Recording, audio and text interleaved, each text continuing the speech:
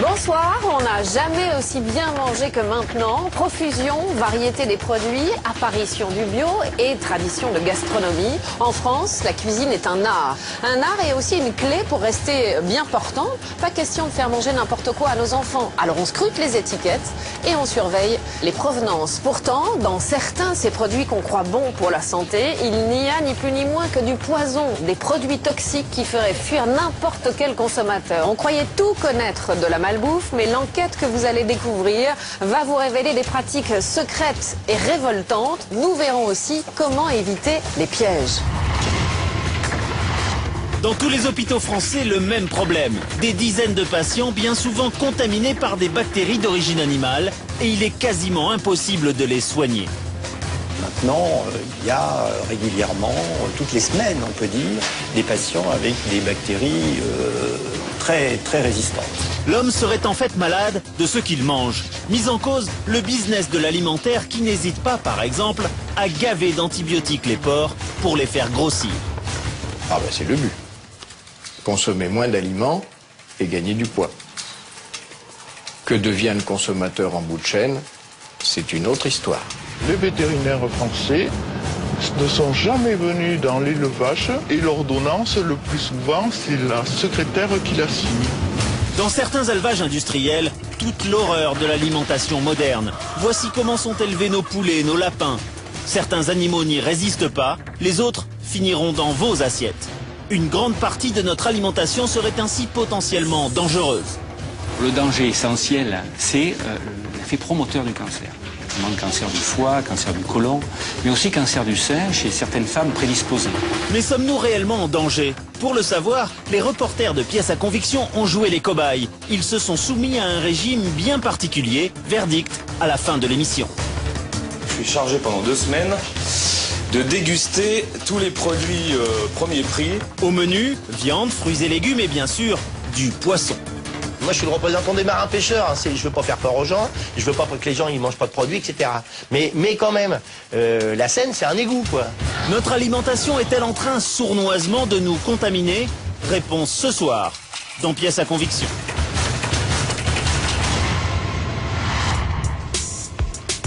Depuis de nombreuses années, le poisson préféré des Français, c'est le saumon.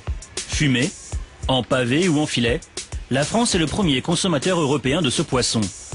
3 fois sur 4, les saumons que nous mangeons viennent du nord de l'Europe. Ils sont élevés ici, dans les fjords de Norvège. Avec des milliers de fermes aquacoles, comme celle-ci, la Norvège exporte tous les ans 600 000 tonnes de poissons. Ce pays ne fait pas partie de l'Europe. Pourtant, ces poissons ne sont pas contrôlés à nos frontières. Ils bénéficient d'un accord de libre-échange. Depuis quelques années, le business du poisson est victime d'un mal chronique, le poux de mer, un parasite qui infecte les saumons. À Bergen, dans l'ouest du pays, des scientifiques cherchent à tuer ces poux par tous les moyens. Nous sommes à l'Université de la Mer. Depuis plusieurs mois, Frank Nielsen, un chercheur financé par le gouvernement, élève ces parasites qui ravagent les élevages intensifs.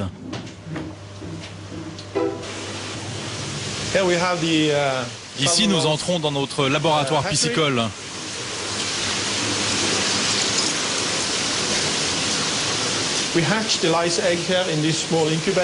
C'est notre incubateur pour produire des larves de poux de mer, afin d'infecter les saumons pour nos recherches. Les poux de mer, ce sont ces grosses taches marron sur le dos de ce saumon. Un parasite naturel, mais qui dans les élevages provoque des dégâts considérables sur les poissons. Ces poux de mer, ils peuvent tuer les saumons s'il n'y a pas de contrôle? Oui. Oui, oui. Nous avons constaté dans nos expériences que cela provoque de gros trous sur les poissons. Et les poissons ont ensuite des problèmes de flottabilité. Ça augmente aussi la possibilité qu'ils attrapent des virus, des bactéries.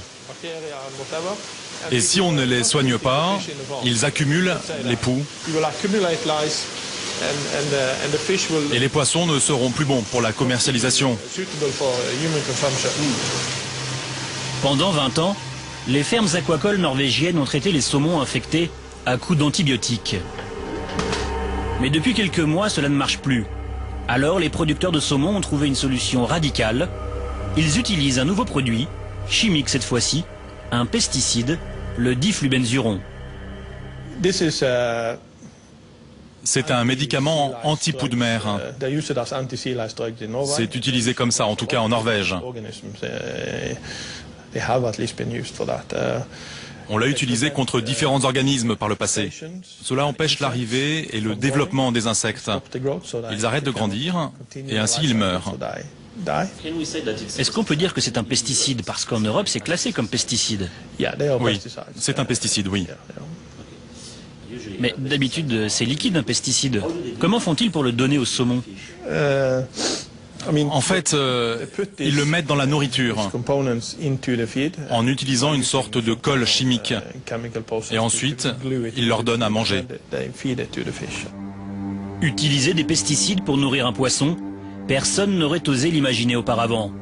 Il faut dire que ces produits chimiques ne sont pas prévus pour cela.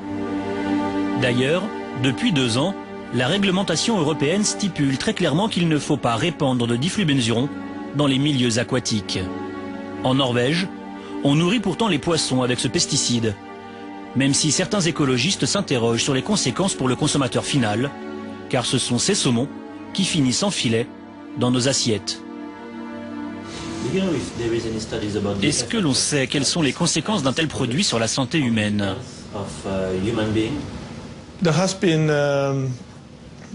Il y a eu, lors de l'autorisation de mise sur le marché de ce produit, différentes études sur les mammifères.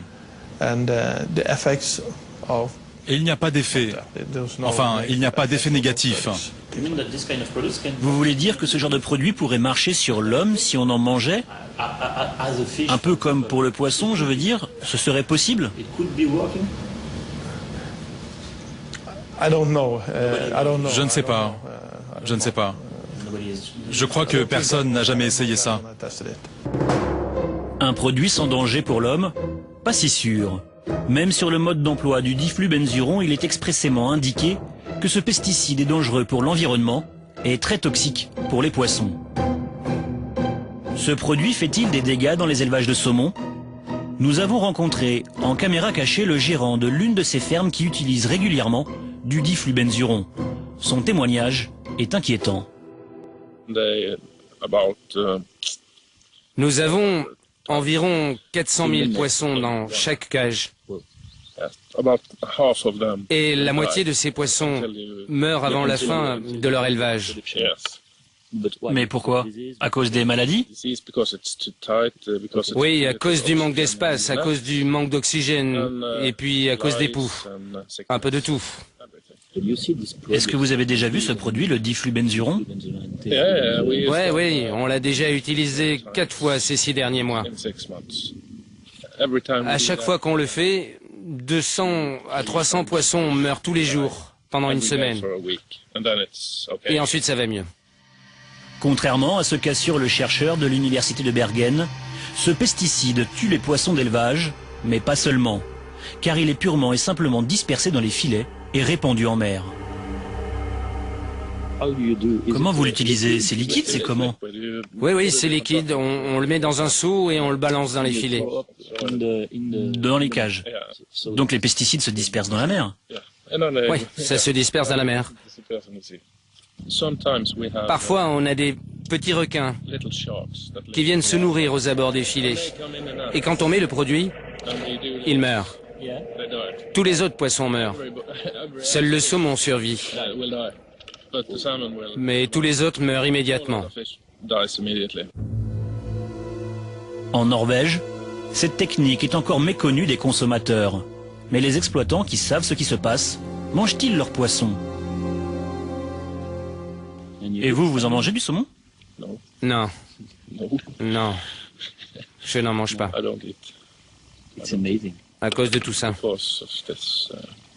J'en mangeais avant. Mais maintenant, non. Dans ce pays qui se targue d'être très respectueux de l'environnement, cette méthode fait tâche. Le premier à l'avoir révélé, c'est le directeur d'une ONG locale, les Green Warriors. Depuis, il ne cesse de dénoncer les pratiques de l'industrie du saumon. Voilà, tout ça, ce sont des fermes aquacoles. Tous les points rouges, ce sont les fermes qui utilisent ce produit. Le diflubenzuron? Oui. Et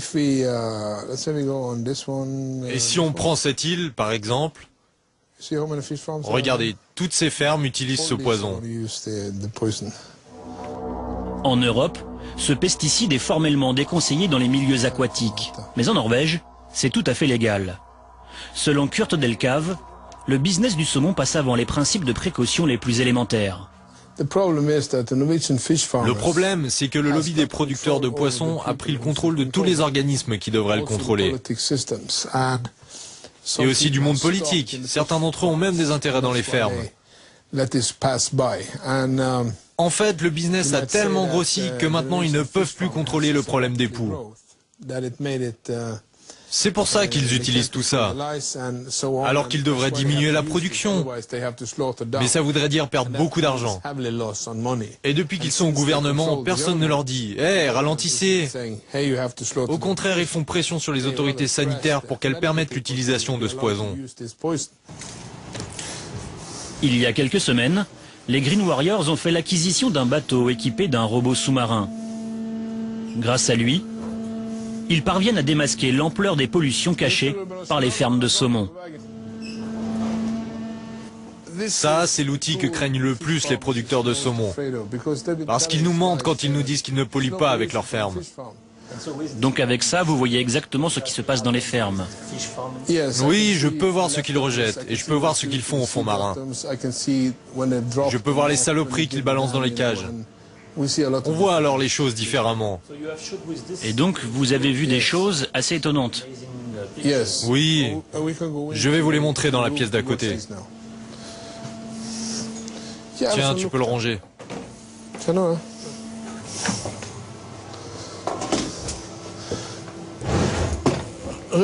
Ruben, tu peux lancer les images? Vous voyez, ça, c'est le fond. C'est tapissé de bactéries. Des bactéries de sulfure qui ont fini par tuer toute vie au fond du fjord. Ce sont des déjections de poissons combinées avec le surplus de nourriture. C'est vraiment dégueulasse. Quand vous nourrissez les poissons avec ce diflubenzuron, 90% s'échappent par les excréments. Et c'est emporté par le courant du fjord. Parce qu'ils ont mis exprès les fermes là où il y avait du courant pour tout évacuer. Parce que les cages ne peuvent pas bloquer ces déjections.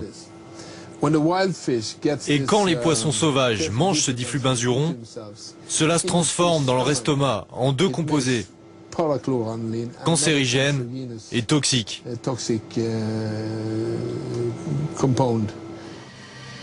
Pour nous prouver les effets ravageurs des méthodes des fermes aquacoles, Kurt Delcave va nous montrer des poissons d'élevage qu'il a récemment pêchés à proximité des cages.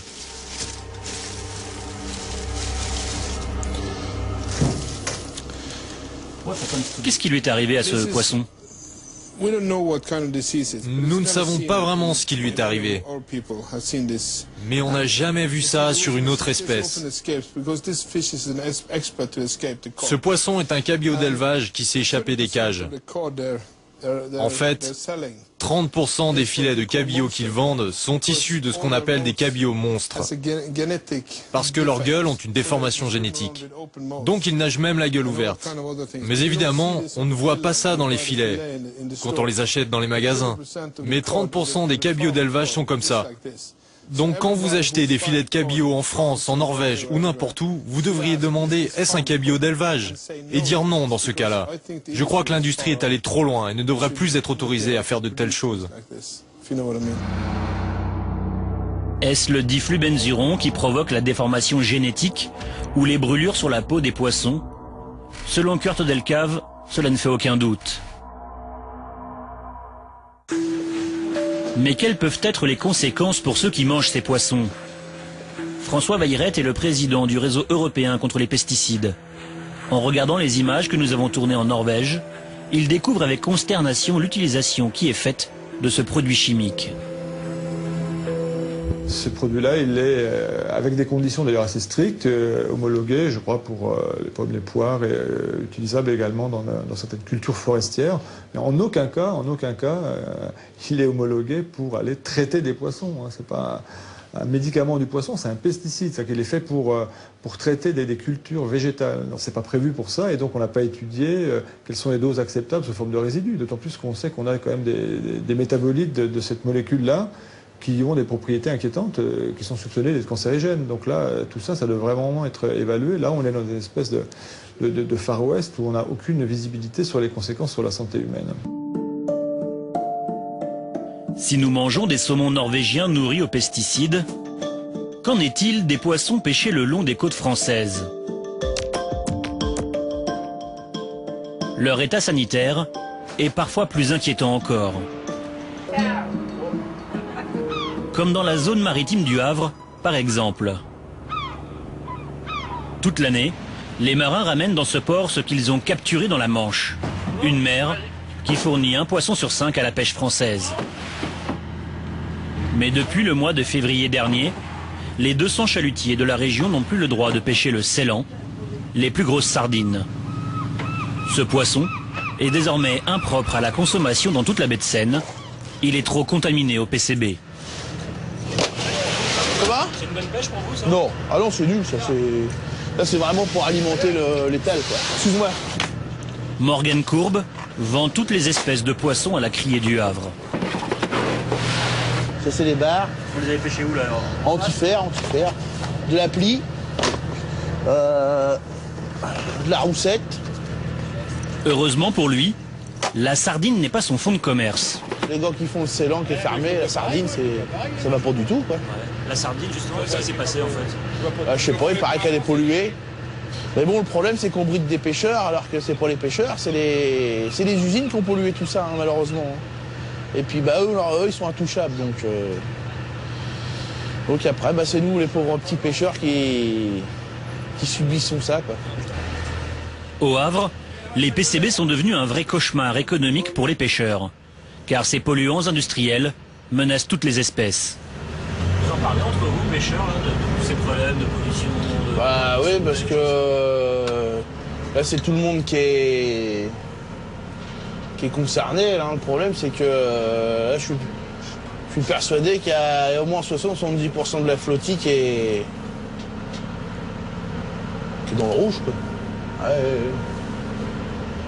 Alors, mais ce qui est le plus rageant, c'est comme je disais tout à l'heure, c'est que tu ne demandes rien, juste le droit de travailler. C'est ça qui est le pire, c'est que demande pas de sous, on ne demande rien. Et puis on t'interdit. Alors ça, c'est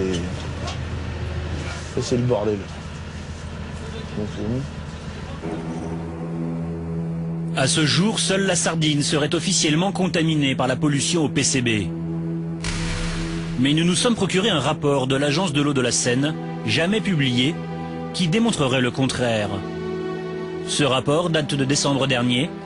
Il révèle que d'autres espèces dépassent, elles aussi, les normes sanitaires admissibles.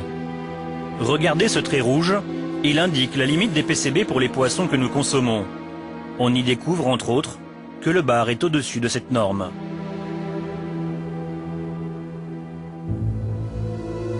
Mais d'où viennent les PCB, ces pyralènes qui polluent nos poissons? Il faut remonter le fleuve pour en trouver les traces. Jusque dans les années 80, ces composés chimiques servaient dans les transformateurs électriques, dans les huiles de camions ou de voitures par exemple. Au fil des ans, ces huiles toxiques ont trop souvent été abandonnées en pleine nature ou sur le bord des fleuves français. Ces PCB ne sont pas biodégradables et restent jusqu'à 2000 ans présents dans la nature. Autant dire que pour les poissons, ils sont un véritable poison. Nous avons montré le rapport confidentiel de l'Agence de l'eau au président de l'association Santé Environnement France. En découvrant les chiffres de la contamination de certains poissons, ce médecin, pourtant fervent défenseur de la santé humaine, hésite à livrer un verdict définitif. Est-ce que oui ou non, ces poissons-là sont impropres à la consommation? Écoutez, sur cet échantillon qui comporte que 24 poissons pêchés à un endroit précis, il semble que les valeurs de référence actuelles soient dépassées, donc ne soient pas propres à la consommation, mais là aussi, l'échantillonnage est faible et le lieu est important. Peut-être qu'à d'autres endroits, ce sera différent. En tout cas, sur cet échantillon-là, moi, j'éviterai de consommer ce poisson. Je vous pose la question, est-ce que oui ou non, ces poissons sont impropres à la consommation? T'en coupes 2 secondes. Ceux-là. Tu veux vraiment que non, il faut appeler un chat un chat. Tu veux vraiment que je finisse à la mer? Le médecin ne souhaite pas jeter le discrédit sur la pêche française. Pourtant, à quelques centaines de mètres du port du Havre, le représentant des marins-pêcheurs a de son côté un vrai cas de conscience. Alexis Maheu n'ignore pas que certains poissons vendus sur nos étals sont à la limite du consommable. Mais la baie de Seine et toute sa zone côtière sont un gros pourvoyeur de poissons, le 3e pôle de pêche en France. Là, on a la carte de la baie de Seine. Là, où est-ce que vous pêchez, vous Ah bah nous, la zone de pêche pour les pêcheurs de chez nous, là, au Havre, on va du nord d'Antifer, vous voyez, c'est le port d'Antifer, on va du nord d'Antifer, et environ c'est cette zone-là. Donc c'est ici que vous avez des craintes sur les teneurs et sur la présence de produits contaminants? Bah oui, parce que là, on est vraiment dans l'embouchure. Ici, on est dans des fonds très bas, voilà, des fonds de moins de 10 mètres, et puis après, on descend c'est le fond de la Manche, si vous voulez, dans les fonds de 35-40 mètres. C'est ici que sont pêchés, par exemple, les bars ou encore les maquereaux, pointés du doigt par les rapports officiels. Pour le maquereau, ça serait une catastrophe. Sur tout le littoral, la pêche côtière, des bateaux de 8-10 mètres pêchent le maquereau. On pêche du maquereau à la ligne, les amateurs pêchent du maquereau à la ligne l'été, etc. C'est-à-dire que le maquereau sera contaminé quoi, à partir d'une certaine taille. Quoi. Moi, je dis, c'est super grave de ce qui se passe en mer, parce que la mer a été une poubelle. Voilà. Moi, j'ai toujours dit, je schématise toujours ça. Alors, les gens, ils sont effrayés de ce que je dis. Hein. Moi, je suis le représentant des marins-pêcheurs. Hein. Je veux pas faire peur aux gens. Je veux pas que les gens, ils mangent pas de produits, etc. Mais quand même, la Seine, c'est un égout, quoi. Ça s'est un peu amélioré parce qu'il y a eu des textes communautaires, puis qu'on a forcé les gens, mais c'est un peu grave quand même, quoi. Parce qu'on parle de ça, mais bon, il y a bien d'autres choses, hein. Il y a bien d'autres contaminants. Donc, et puis les taux, quand on dit bah ça va s'améliorer dans 20 ans, ça va commencer à diminuer dans 20 ans, je sais pas si vous vous rendez compte, c'est grave, c'est super grave. La gravité de cette pollution se mesure aujourd'hui dans nos assiettes. Selon une étude achevée en 2008 par l'Ifremer, l'organisme d'État chargé de surveiller la mer, il suffit de manger seulement 90 grammes par mois de poissons contaminés pour se mettre en danger. Ce rapport est formel. Les apports en PCB par la consommation de poissons sont entre 1 fois et 10 fois la dose journalière tolérée pour les consommateurs moyens et plus de 50 fois au-dessus pour les situations les plus à risque. 10 fois la dose acceptable pour un consommateur qui mange du poisson contaminé 2 fois par semaine. Quel est l'impact d'une telle exposition sur notre santé? Voici la réponse du docteur Souvet. Alors le danger essentiel, c'est l'effet promoteur du cancer. Notamment cancer du foie, cancer du côlon, mais aussi cancer du sein chez certaines femmes prédisposées, qui ont ce qu'on appelle un polymorphisme génétique. Donc, effet promoteur du cancer, c'est l'élément important. Chez l'enfant aussi, un élément extrêmement important, c'est le trouble du développement cérébral de l'enfant, enfin, du développement moteur, avec notamment, on a observé des études avec une baisse du quotient intellectuel chez les enfants qui avaient été contaminés par le lait maternel jeune. Donc, baisse du quotient intellectuel chez les enfants. Puis des effets un petit peu moins connus, comme des altérations du système immunitaire, c'est-à-dire plus d'infections, et aussi un effet chez le diabète. Pourquoi les autorités ont-elles interdit la sardine et pas les autres poissons contaminés? Au Havre, un homme est chargé de défendre la position de l'État. C'est le bras droit du préfet qui gère la pêche en Manche et en mer du Nord. C'est lui qui a interdit la pêche à la sardine. Nous lui avons présenté nos rapports, comme celui de l'Ifremer, qui démontrent que les consommateurs réguliers de poissons peuvent être contaminés jusqu'à 50 fois au-dessus des normes. Si les poissons qu'on pêche ne sont pas tant contaminés que ça, on ne devrait pas être à ces normes, à ces doses, je veux dire.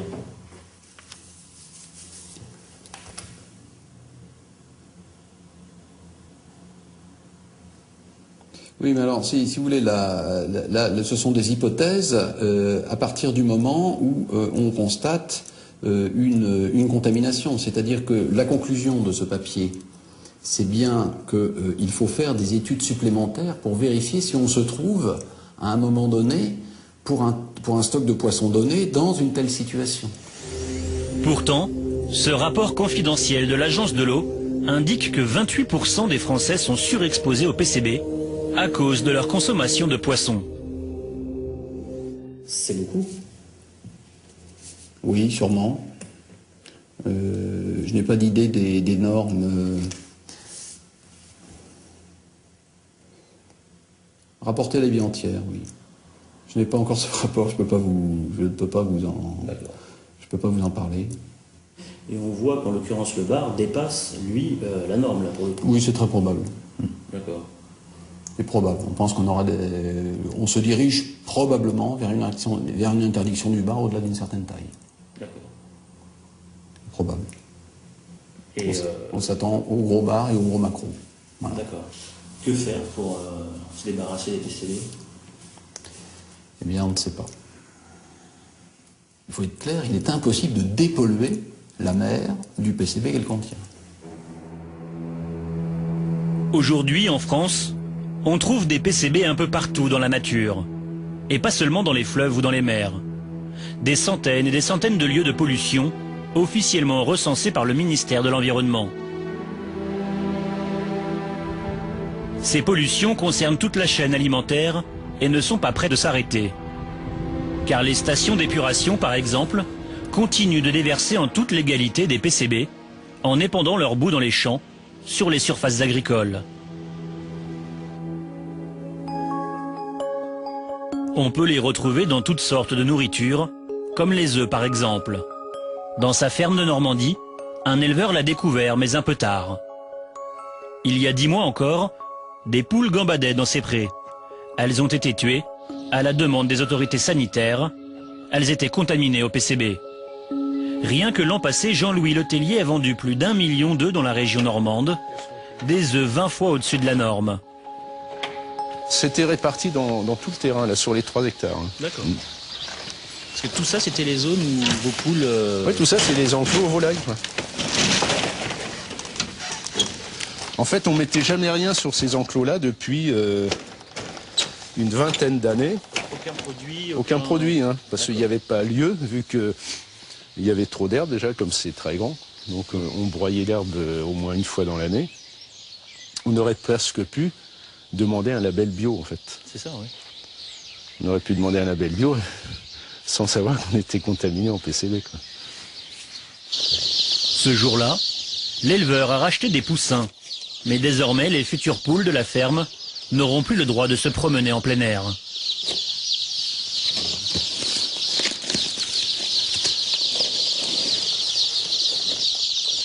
Ils sont nés hier.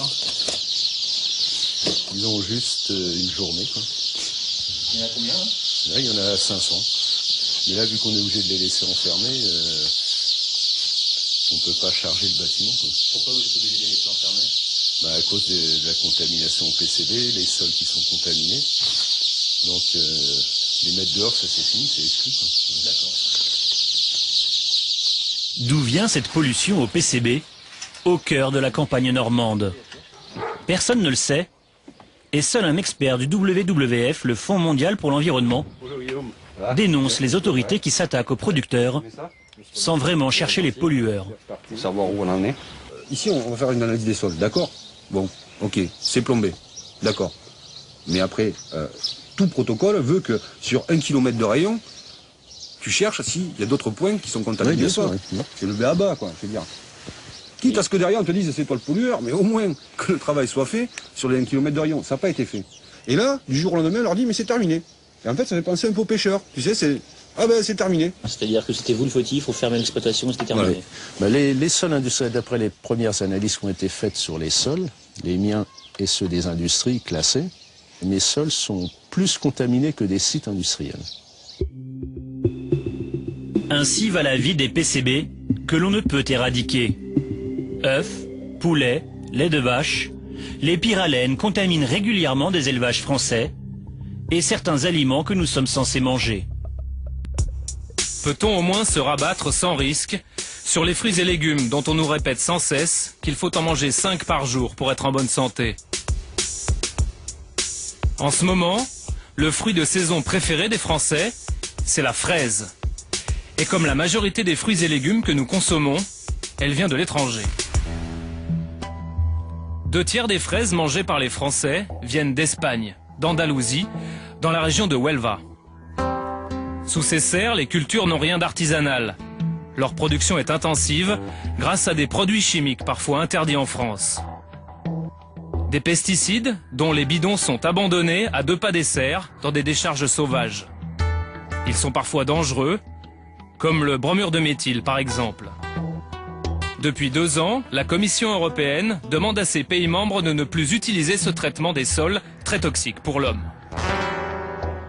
Il a été conclu qu'il y a des raisons manifestes de penser que la dite substance a des effets nocifs sur la santé humaine, en particulier celle des personnes présentes, les professionnels et celle des consommateurs. Malgré cette mise en garde, l'Espagne a obtenu une dérogation et de nombreux cultivateurs continuent de répandre du bromure de méthyle dans leurs serres. Leur coopérative les incite même à le faire. C'est ce que nous a avoué l'an passé un gros producteur de fraises de la région. On utilise le bromure de méthyle. On s'en sert comme herbicide. C'est ce que nous recommande notre coopérative. Interdit en Europe, mais utilisé en Espagne. Le bromure de méthyle détériore le système nerveux des travailleurs qui le pulvérisent. Mais quels sont les risques pour des consommateurs ? Gilles-Éric Serralini est professeur de biologie moléculaire. C'est l'un des plus grands spécialistes européens des pesticides. Ce qu'on sait, c'est que ce qui est à base de bromure en général ou de chlore va avoir souvent des effets perturbateurs endocriniens et souvent des effets toxiques à faible dose. Les polluants en général de ce type sont comme du sable dans un moteur. Et donc ils vont petit à petit donner des effets cancérogènes, des effets sur les maladies hormonales, des effets sur la reproduction, des effets immunitaires ou en tout cas baisse de l'immunité, allergie et des effets sur les cancers évidemment. Que font les autorités françaises pour s'assurer qu'aucun des fruits vendus en France ne contiennent des résidus de bromure de méthyle? Direction Perpignan. 60% des fruits et légumes que nous consommons viennent de l'étranger. 9 fois sur 10, ils arrivent ici, au marché d'intérêt national de Saint-Charles.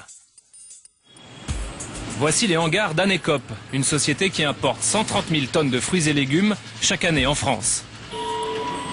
C'est ici que débarque une partie des fraises cultivées en Espagne.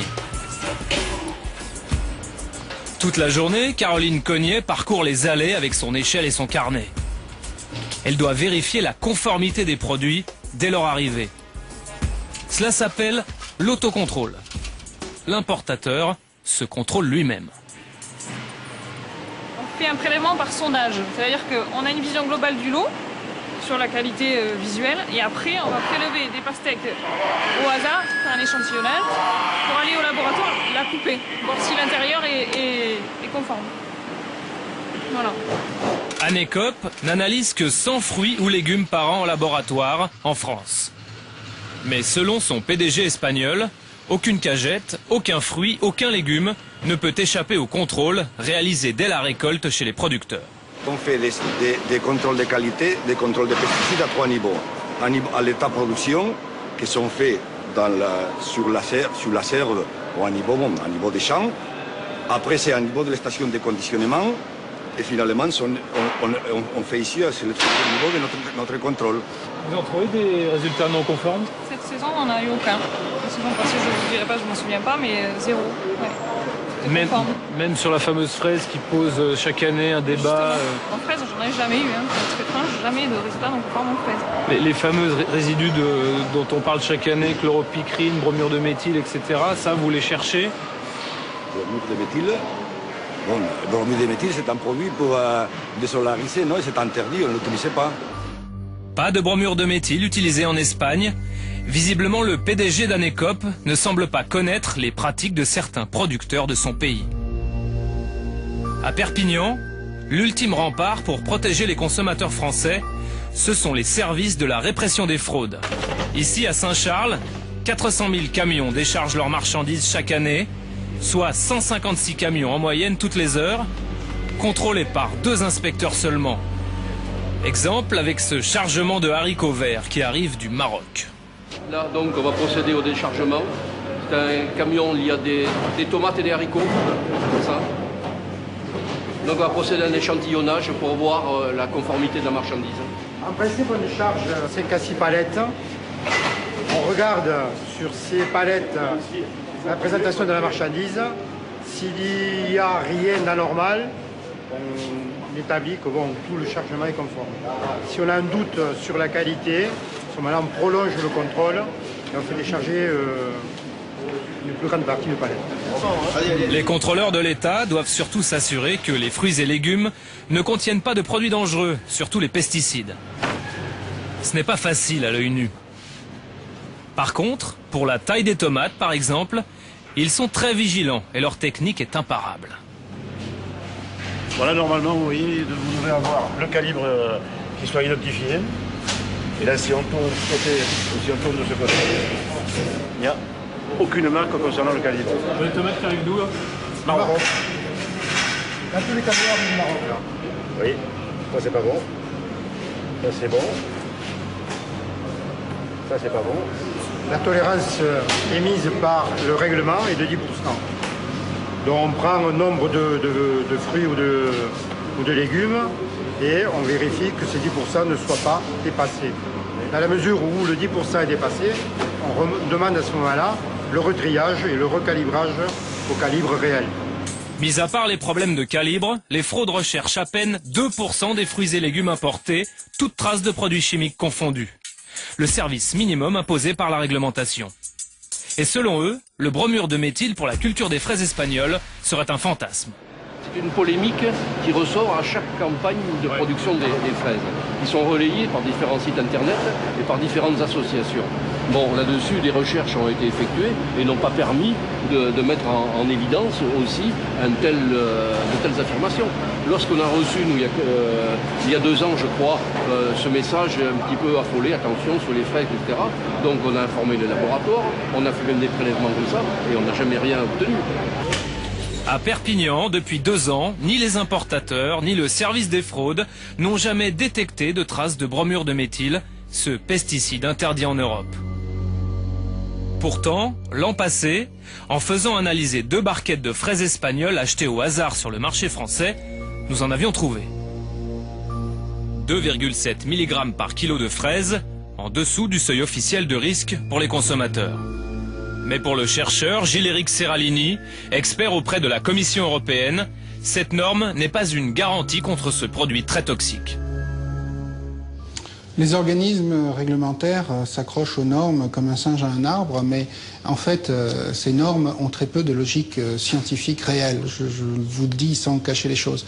Tout simplement parce que la façon dont elles sont calculées correspond à des études chez le rat à partir desquelles on ne verra rien, et ensuite on va diviser par 100 par un facteur tout à fait subjectif, sans tenir compte forcément de l'accumulation réelle de ces produits, sans tenir compte surtout des effets combinés. Et en plus, ces études sont faites de manière tout à fait artificielle, avec seulement un principe actif, alors que le produit est mis sur le commerce avec des tas de détergents qui sont dans la formulation que le fermier va utiliser ou l'agriculteur va utiliser, et qui rendent ce produit beaucoup plus toxique et beaucoup plus stable. Interdit ou pas, au-dessus ou en dessous des normes, les amateurs de fruits et légumes peuvent s'interroger sur la qualité des contrôles des produits aujourd'hui importés d'Espagne ou d'ailleurs. Au rayon viande, un autre produit bon marché à la préférence des Français, c'est le cochon. Jambon, côtelettes, lardons, pâtés ou saucisses, c'est l'animal le plus consommé, 3 kilos en moyenne par habitant tous les mois. Dans le cochon, pas de pesticides ni de PCB, mais pire encore, un médicament à utiliser avec parcimonie et pourtant massivement administré à nos animaux d'élevage. La France est le 3e producteur de porc en Europe et les usines à cochons se trouvent le plus souvent en Bretagne. Jean-François Aurin produit des cochons depuis 2 générations. Des cochons à la chaîne, prêts pour l'abattoir en 6 mois à peine. Ça. Le problème avec les cochons, c'est qu'ils sont fragiles. Alors, dès la naissance, on leur donne des médicaments à la moindre occasion. Les porcelets arrivent, il y a un petit stress de transport. Donc pour que ça se passe mieux dans les jours qui suivent, il y a une petite supplémentation à base de colistine et d'iméral. Et c'est quoi ça comme molécule? Ce sont des antibiotiques. On leur en donne pendant combien de jours? Une dizaine de jours. C'est-à-dire que là, quand ils sont petits, quand ils arrivent, en gros, on leur donne des antibiotiques sans qu'ils ne soient encore malades. Oui, c'est en préventif, on va dire. Et dans leur vie, on leur donne d'autres traitements comme ça dans la nourriture? Parfois, oui. Quand on voit que ça traîne un peu. Avec quoi cette fois-ci? Il y a certaines supplémentations à base de Tylan. C'est aussi un antibiotique, ouais. Et là, on leur en donne pendant combien de temps? Autour de 10 jours aussi. Ouais. Comme dans tous les élevages intensifs, cet éleveur achète la nourriture de ses cochons auprès de sa coopérative. Beaucoup de céréales, mais aussi des antibiotiques incorporés directement dans les aliments.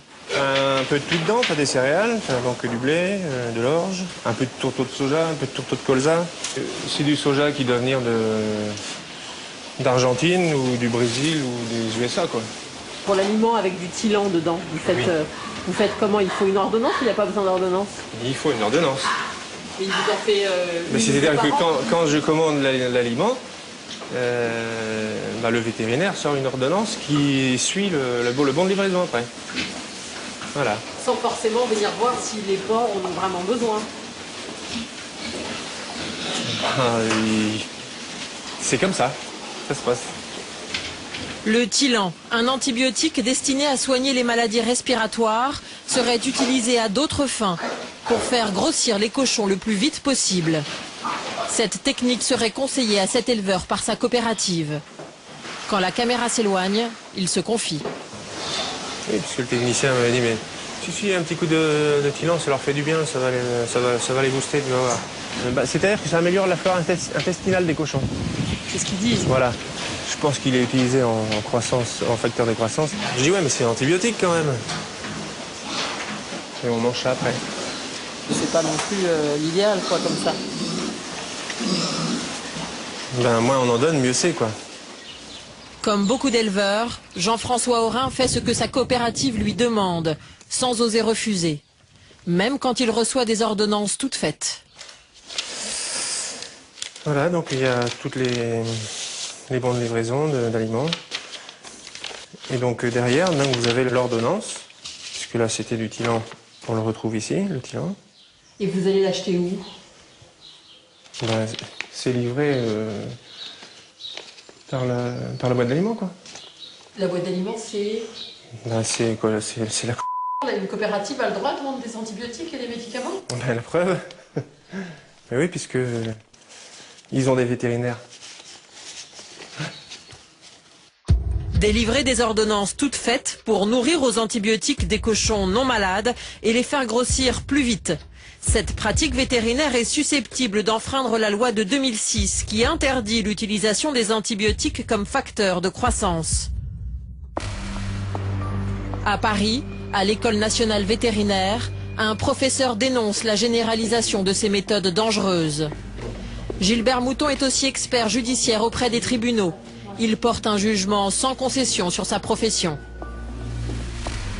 Vous avez des professeurs des écoles vétérinaires et de grands noms, et par charité je tairai leurs noms, qui ont promu justement dans l'alimentation animale les facteurs de croissance antibiotiques. Je ne comprends pas. Je ne comprends pas. Nous avons des confrères qui sont vétérinaires, donc qui ont une éthique. Et puis vous en avez d'autres dont l'éthique a malheureusement dérivé. C'est ceux-là que l'on voit surtout. L'an passé, dans ce rapport, l'Agence française de sécurité sanitaire des aliments a comptabilisé les ventes d'antibiotiques pour les animaux d'élevage depuis 10 ans. Malgré la loi de 2006, interdisant les antibiotiques comme facteur de croissance, les quantités utilisées pour chaque animal n'ont pas du tout baissé. Quand on voit ces chiffres, on peut franchement se poser la question de savoir si la loi de 2006 est véritablement respectée ou pas. On peut se poser la question. Est-ce qu'on ne continue pas finalement à donner des antibiotiques comme facteur de croissance? Facteur améliorateur, puisqu'il faut trouver un autre mot. Ou protecteur. Facteur de protection. On va trouver d'autres mots, mais la finalité reste la même. Gagner du poids. Ah ben c'est le but. Consommer moins d'aliments et gagner du poids. Que devient le consommateur en bout de chaîne, c'est une autre histoire. Facteur de croissance déguisé, mais aussi logique commerciale. Nous nous sommes procurés les contrats signés par 3 laboratoires pharmaceutiques avec les vétérinaires. Des contrats d'objectifs. Voici comment les médecins des animaux d'élevage sont devenus les meilleurs commerciaux des labos. Sur ce contrat signé en octobre dernier, par exemple, un vétérinaire s'est engagé à vendre au moins 16 000 € d'antibiotiques. En contrepartie, il empochera 34% de remise, soit 5 440 € de bénéfices personnels.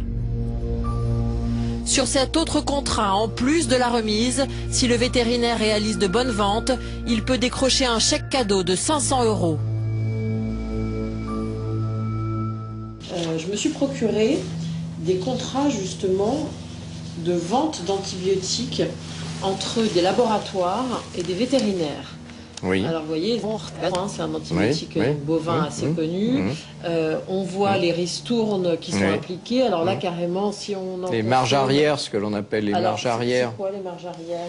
Eh bien, en fin d'année, on vous offre des produits en fonction de la quantité que vous avez vendue. Vous connaissez, vous en avez vous-même parlé, les conséquences que cela a sur la santé humaine. C'est un système qui a été mis en place progressivement avec l'approbation des autorités vétérinaires et du ministère de l'Agriculture, du gouvernement.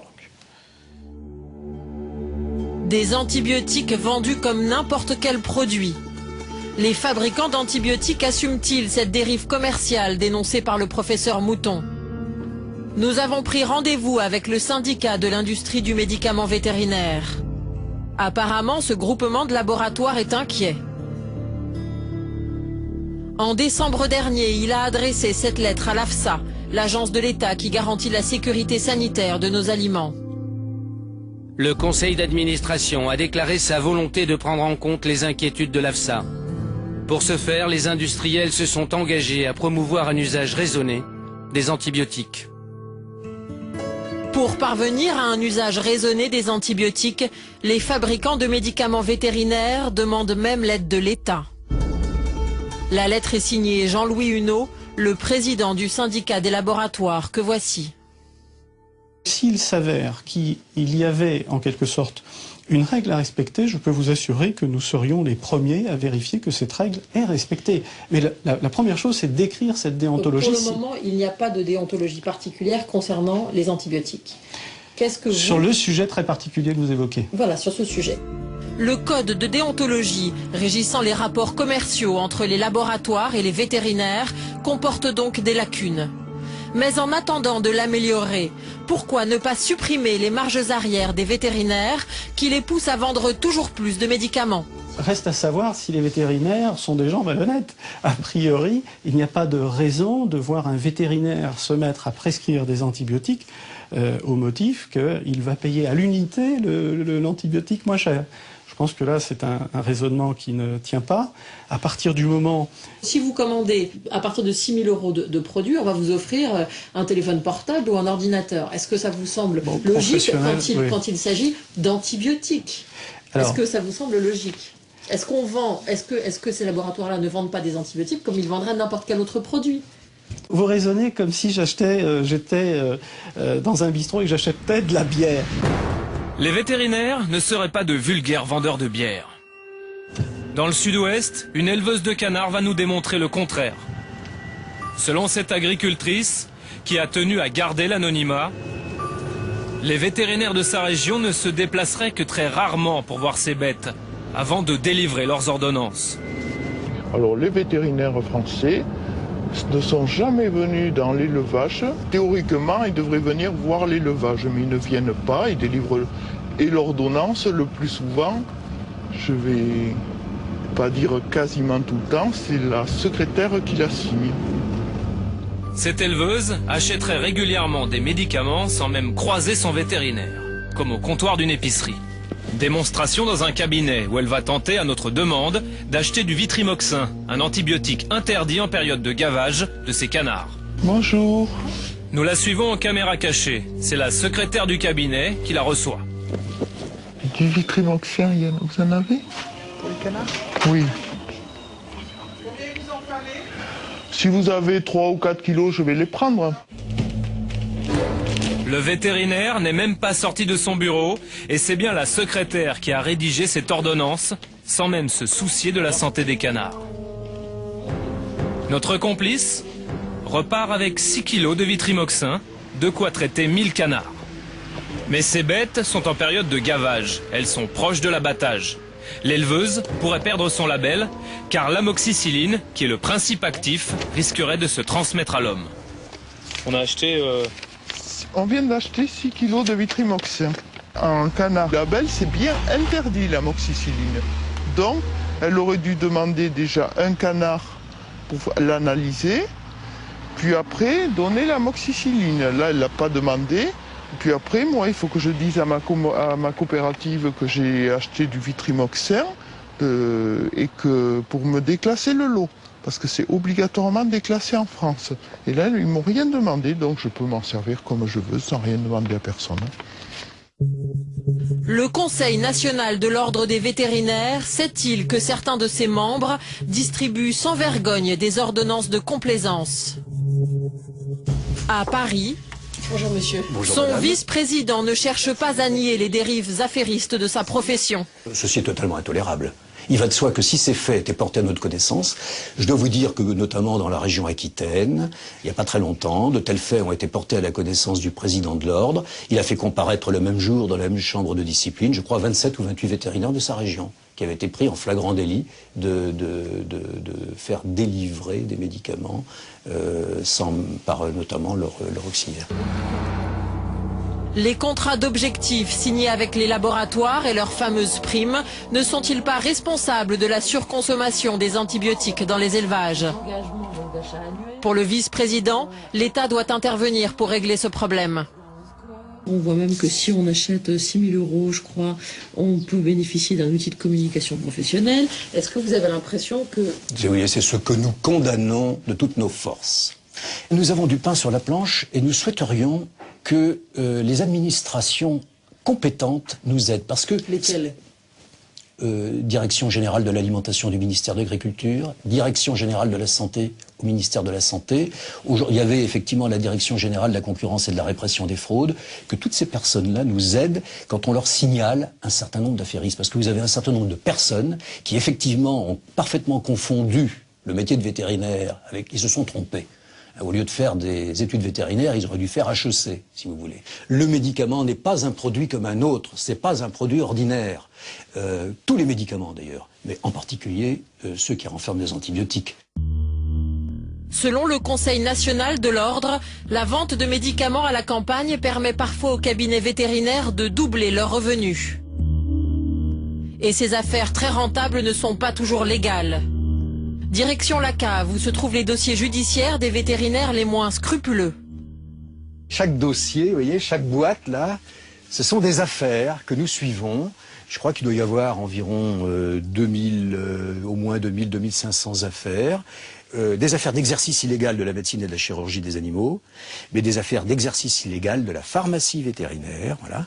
Si vous voulez, à titre indicatif, allez, 16 000 vétérinaires de France, il doit y avoir une cinquantaine de vétérinaires qui sont attraits devant des tribunaux correctionnels ou qui risquent d'être attraits. Voilà, parmi tous ces dossiers. Sur des questions, par exemple, justement liées aux médicaments, à l'antibiotique, entre autres? Sur des questions liées aux médicaments, antibiotiques ou non, mais ça peut concerner l'antibiotique aussi, bien entendu. Des antibiotiques qui nous rendent malades, des PCB qui nous contaminent. des pesticides qui favorisent les cancers. En quelques décennies, la logique industrielle a empoisonné nos assiettes et nous mangeons de plus en plus de produits chimiques.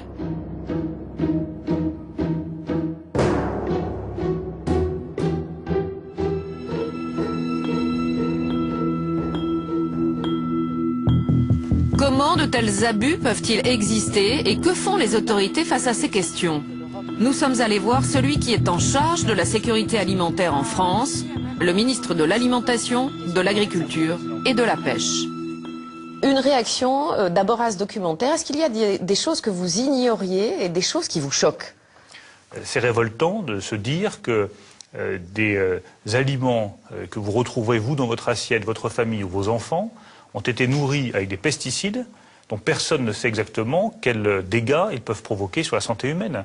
C'est quelque chose qui est tout à fait inacceptable. Je suis certain que les autorités norvégiennes tireront toutes les conséquences de ce reportage et des éléments que vous portez à notre connaissance. Mais donc ça veut dire que vous, ministre de l'Agriculture, vous allez appeler le ministre de l'Agriculture norvégien et de l'Alimentation. Exactement. Vous allez l'appeler directement en lui disant « Que se passe-t-il » ?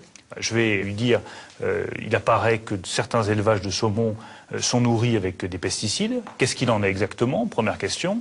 Et deuxième question, quelles mesures est-ce que tu comptes prendre pour remédier à cela et cesser ces pratiques? Je crois que personne ne peut accepter que des saumons d'élevage soient nourris avec des pesticides qui pourraient poser des problèmes à la santé publique. Ni un ministre français, ni un ministre norvégien. Donc je suis sûr que la conversation se passera très bien. Alors on parle des saumons norvégiens, mais il faut aussi regarder tout près de chez nous. Là, on va parler maintenant des PCB sur les poissons qui sont pêchés dans l'estuaire de la Seine. Combien de temps va-t-on laisser des consommateurs français manger des poissons qui sont manifestement contaminés au PCB? Alors ça, c'est un sujet qu'effectivement nous connaissons bien, qui est traité et suivi attentivement. D'abord, je veux dire très formellement qu'aucun poisson n'est commercialisé qui ne respecte pas la règle de contamination et les normes de contamination. C'est pas ce que dit le rapport de l'Ifremer. Hein. Nous verrons, il prend le cas du bar, qui est un cas très particulier sur lequel nous sommes en train de travailler. Le bar et le maquereau. Le bar et le maquereau. Et on sait très bien que les scientifiques, sur le bar et le maquereau, ils en sont à leur 4e rapport et à chaque fois on leur dit temporiser, temporiser. Il ne faut pas qu'il soit officiel, le rapport. Donc il y a un vrai problème, manifestement. Je crois l'avoir montré sur d'autres dossiers comme la question ostréicole. Donc si jamais les scientifiques établissent qu'il y a un problème de contamination sur ces poissons et que j'ai un rapport qui me le dit noir sur blanc sur mon bureau, nous en tirerons, vous êtes plus avancé que moi, mais les scientifiques m'ont dit qu'ils me le donneraient d'ici quelques mois. L'impression qu'on en a, c'est que ce rapport existe et qu'en fait, ce qu'on veut laisser faire, c'est laisser les pêcheurs pêcher tout l'été et vendre leurs poissons tout l'été et qu'une fois l'été passé, on prendra les décisions. Quelle est votre réponse de ministre? Je ne peux pas imaginer que ce soit le cas. Je prends un engagement qui est très simple. Dès que j'aurai le rapport des scientifiques sur la contamination au PCB du bar et des maquereaux en baie de Seine, je rendrai ce rapport public et j'en tirerai les conséquences pratiques en termes d'autorisation ou d'interdiction de pêche. On en vient aux fraises de Huelva en Espagne. Comment est-ce que vous expliquez que l'Espagne ait obtenu une dérogation, l'Espagne fait partie de l'Union européenne, pour utiliser un produit toxique, un pesticide, pour traiter ses fraises? Qu'est-ce que c'est que cette dérogation? Donc le cas dont vous témoignez dans votre reportage, c'est un insecticide qui est interdit depuis mars 2010. Oui. Ils ont obtenu une dérogation avant, je ne sais pas pourquoi, pour être très franc, mais bon, c'est le cas, on ne va pas revenir sur une dérogation qui a été accordée. Ce pesticide est interdit depuis mars 2010. Je souhaite qu'aucun produit, fraise ou autre, qui est employé ce produit ne puisse être importé en France. C'est aussi simple que cela. Mais en même temps, vous voyez très bien que sur nos marchés, dans nos supermarchés, quand on fait nos courses, il y a des fraises de Huelva partout, on peut en acheter, et donc on achète des fraises aux pesticides. Mais je souhaite qu'on ne puisse plus L'Europe n'est pas protectrice. L'Europe doit être protectrice, et notamment protectrice de la santé du consommateur. Alors, monsieur le ministre, on a beaucoup parlé théoriquement de la sécurité alimentaire. Maintenant, on va en parler concrètement, si vous le voulez bien, parce qu'avec mon équipe, on vous a apporté une petite assiette. Fort bien présenté, hein, vous en conviendrez. C'est bien le problème, justement. Voilà, c'est bien le problème. Absolument. Puisque là, il y a ici du saumon, a priori, avec des pesticides, du maquereau avec des PCB, et ici, de la viande, a priori, avec des antibiotiques, et des fraises aussi avec des pesticides. Si je vous demande de manger cette assiette, qu'est-ce que vous faites? Je la mange, parce que c'est très appétissant. Attendez, vous dites je la mange, vous n'allez pas manger du saumon aux pesticides quand même. Parce que vous me dites qu'il y a des pesticides.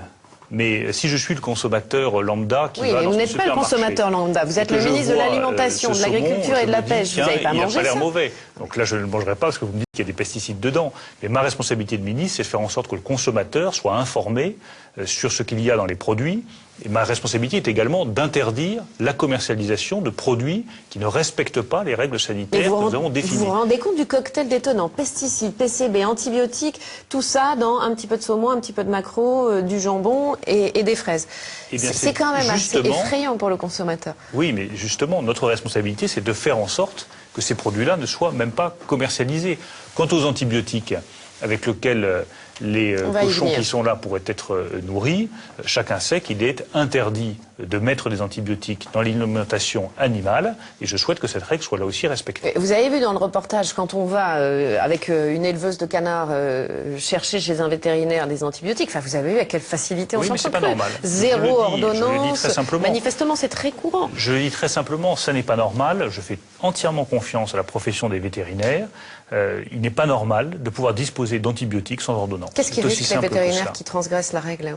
Ils risquent une amende pénale qui, je crois, peut aller jusqu'à 30 000 € et qui me paraît tout à fait justifiée parce que vous mettez en risque la sécurité sanitaire du consommateur. Des cochons ou des veaux ou des bœufs qui sont nourris avec des antibiotiques, c'est des animaux qui ensuite développent une résistance aux germes beaucoup plus forte et qui donc mettent en risque la sécurité du consommateur. Ce n'est pas acceptable. Alors justement, on va s'intéresser aux conséquences dramatiques sur les hommes. C'est la suite de notre émission. On va regarder, si vous le voulez bien, un extrait du reportage qui va passer juste après vous. Vous ne pouvez pas rester insensible à ça.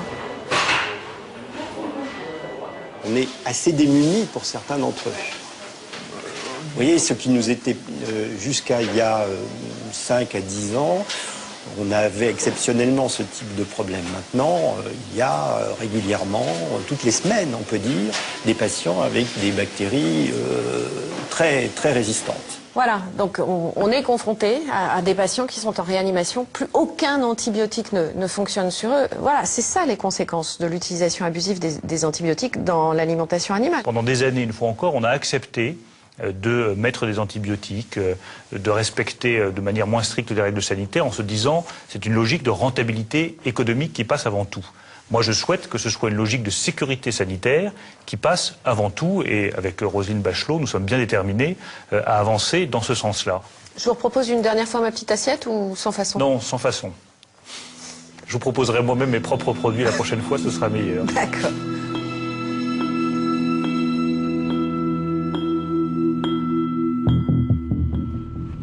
Depuis quelques années, c'est une certitude.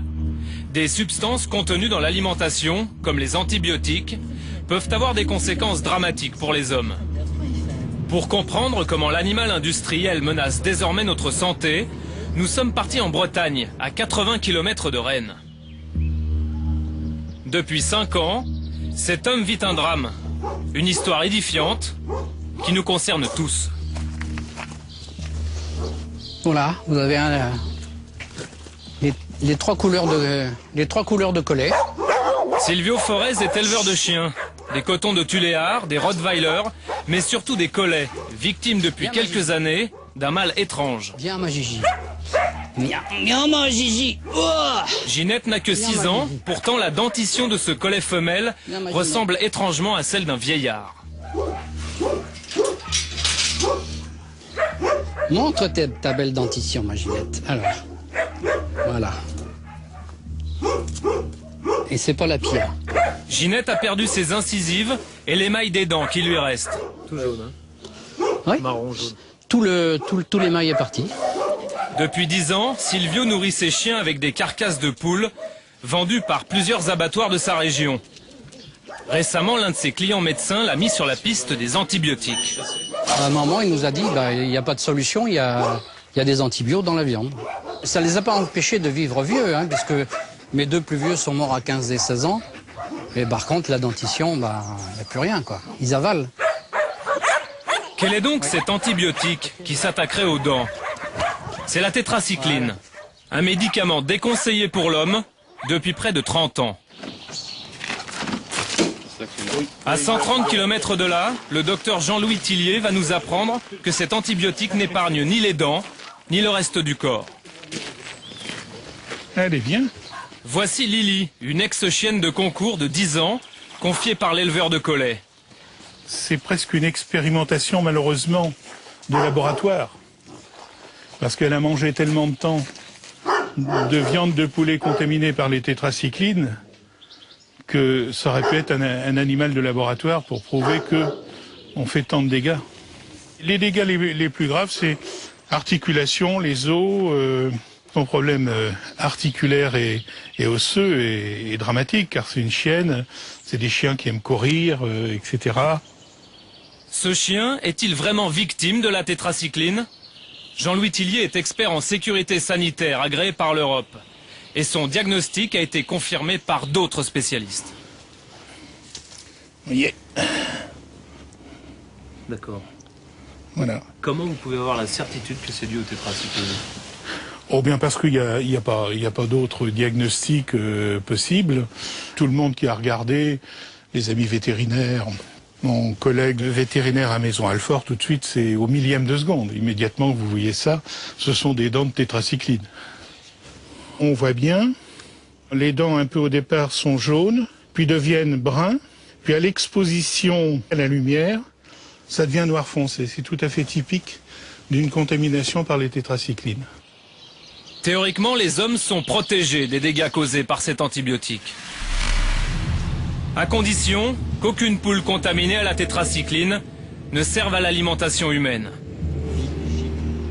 Parmi les abattoirs fournisseurs de notre éleveur de chiens, l'un d'entre eux est spécialisé dans la viande de volaille destinée à de grandes marques de plats cuisinés. Des poules entières prêtes à cuire, des cuisses, des ailes ou des filets de poules qui sont pour l'essentiel des volailles de réforme, des poules pondeuses en fin de vie.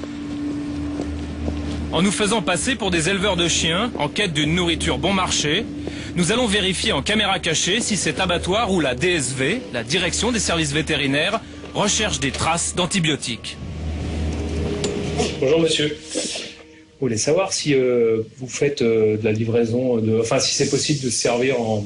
Ouais, ben on les voit pas. On fait que de la carcasse. Ah oui, d'accord, elle est bien développée. Ah oui. Ouais, d'accord. Et au niveau des antibiotiques, il y a de la trace ou pas? Ça, je peux pas vous le garantir. C'est-à-dire? C'est-à-dire qu'il suffit que la volaille ait subi un traitement antibiotique quelques jours avant l'abattage. Moi, je peux pas vous... Ça, je peux pas vous garantir du 100% sans antibiotiques. Les collets, c'est surtout la tétracycline. Ils sont hyper sensibles à ça, en fait. Ça leur bouche les dents, c'est ça? Dans nos analyses bactériennes, c'est pas on va pas chercher ça. Et les vétos, c'est vrai, vous pouvez pas leur demander? Ah bah, mais... C'est vrai, parce que les vétos, ils sont pas intégrés à la... Non, mais si vous voulez, nous, quand je dis les vétos, c'est les vétos de la DSV. Ok. Nous, ce sont nos contrôleurs. Hein. D'accord. Ah, ils cherchent pas ça, en fait? Non, ça non. Ah ouais, donc ils n'auront même pas l'info, eux, quoi. Bon, merci. Merci. Bonne fin de journée. Au revoir. La tétracycline n'est pas recherchée. Les consommateurs de plats cuisinés prêts à cuire risquent donc d'absorber cet antibiotique déconseillé pour l'homme. Pour le docteur Tillier, les risques encourus ne sont pas négligeables. Il suffit de regarder ces photos. La tétracycline s'attaque d'abord aux dents, qui jaunissent, puis noircissent, puis au système osseux, très fragile chez l'enfant. Il y a beaucoup de travaux scientifiques qui ont confirmé l'atteinte des os et des articulations. Donc on sait que les tétracyclines, c'est des chélateurs, c'est-à-dire que ça mange, ça se précipite sur le calcium, le magnésium, le manganèse.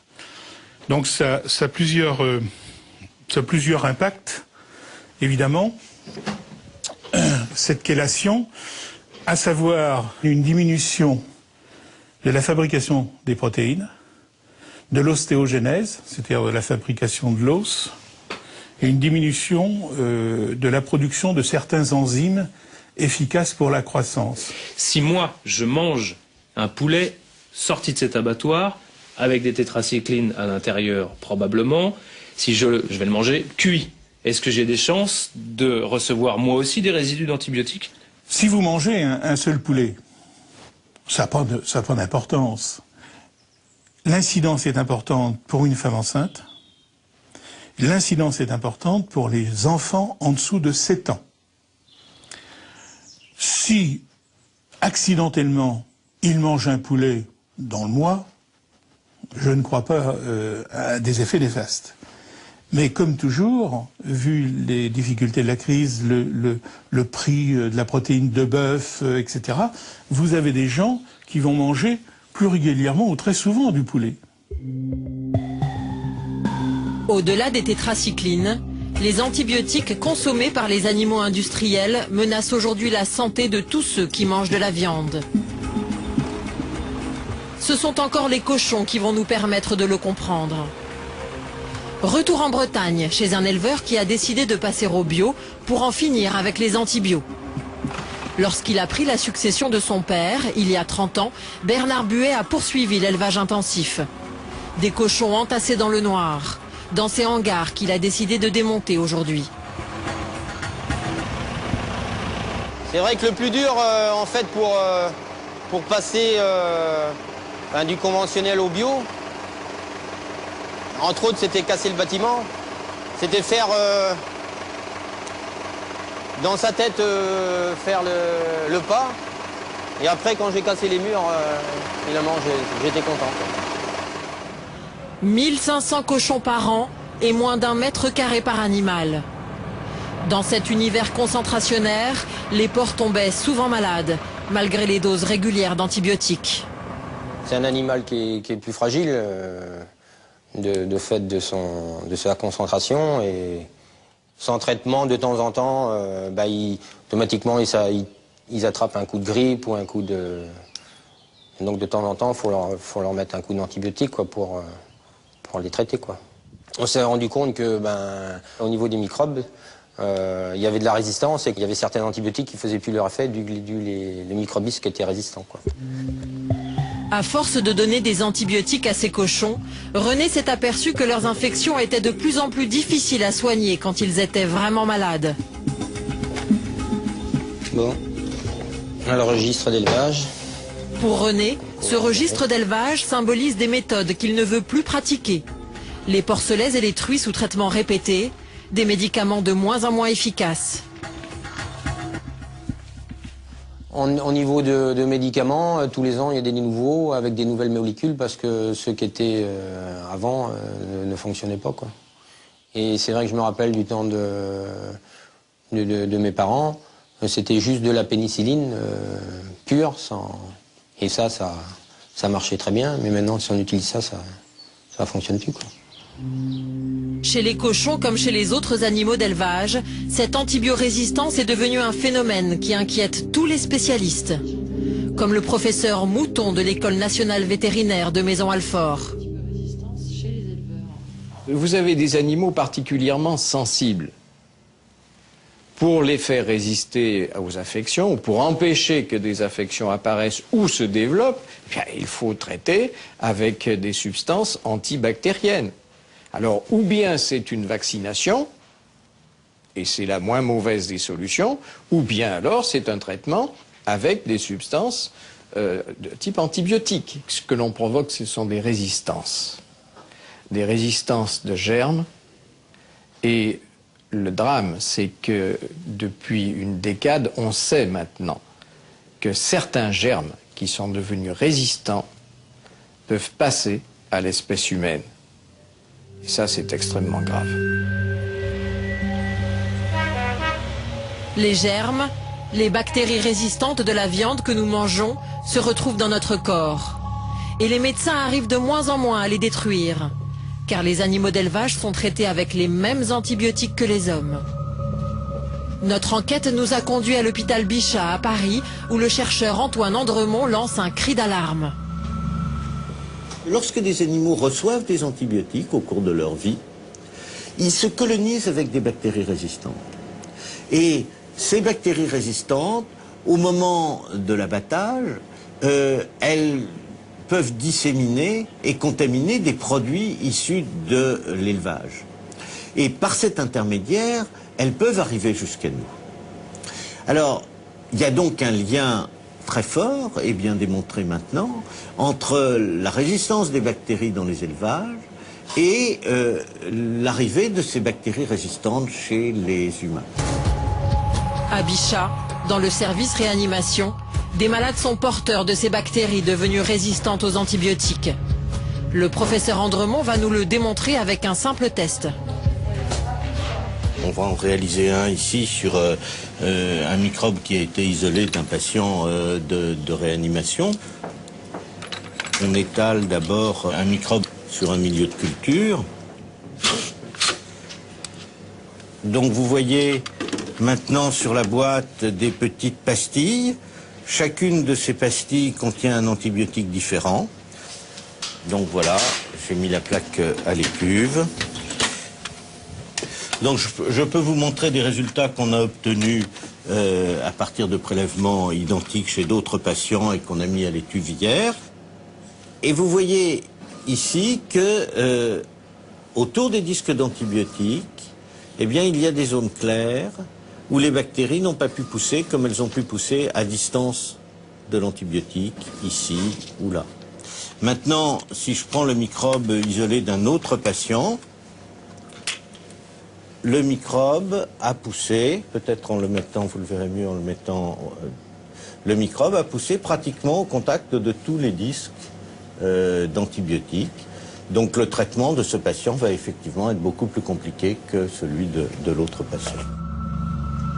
Ce patient porteur de bactéries antibiorésistantes n'est pas un cas isolé. Selon le professeur Andremont, de plus en plus d'infections vont devenir difficiles à traiter. C'est une menace extrêmement sérieuse pour l'avenir, puisque nous n'avons plus de nouveaux antibiotiques. Et la résistance continuant à monter, le nombre des antibiotiques étant fixe, eh bien, nous arrivons à un moment où on peut se retrouver avec des bactéries contre lesquelles on n'a plus de traitement du tout. Et la multiplication de tels cas pourrait effectivement aboutir à des problèmes de santé publique extrêmement sérieux. Ce problème de santé publique, les autorités sanitaires ne l'ignorent pas. C'est ce que nous allons découvrir en rencontrant un expert de l'Agence française du médicament vétérinaire qui dépend de l'AFSA, l'agence chargée de veiller sur la sécurité sanitaire de nos aliments. La rencontre, dans un bar parisien, est filmée en caméra cachée car l'information est pour l'instant confidentielle. L'AFSA superviserait une étude sur l'utilisation des antibiotiques dans les élevages porcins dont les résultats paraissent inquiétants. C'est la question antibiorésistance. Et ça, c'est une question de santé publique directe. C'est sans doute celle qui a l'instant qui est communiquée. On ne peut pas communiquer actuellement, il y a des choses intéressantes qui sont. L'AFSA a lancé toute cette étude chez les professionnels avec une personne qui enquête sur quelles sont les pratiques d'élevage, quels sont les antibiotiques qu'on utilise et quelles sont les quantités. Ce à quoi il a expliqué, c'est cet usage immodéré des antibiotiques, qui est un usage qui dépasse complètement ce qu'on pouvait attendre, qui est de l'usage systématique dans tous les élevages d'antibiotiques. Là, à mon avis, sur l'antibiorésistance, il y a des gros enjeux de santé publique, il y a des futures éventuelles crises sanitaires derrière. Comment c'est c'est-à-dire voilà, le passage, dès qu'on aura montré qu'on utilise les antibiotiques là-dessus et qu'on est en train de se tirer une balle dans le pied à faire ça, voilà, là il y a...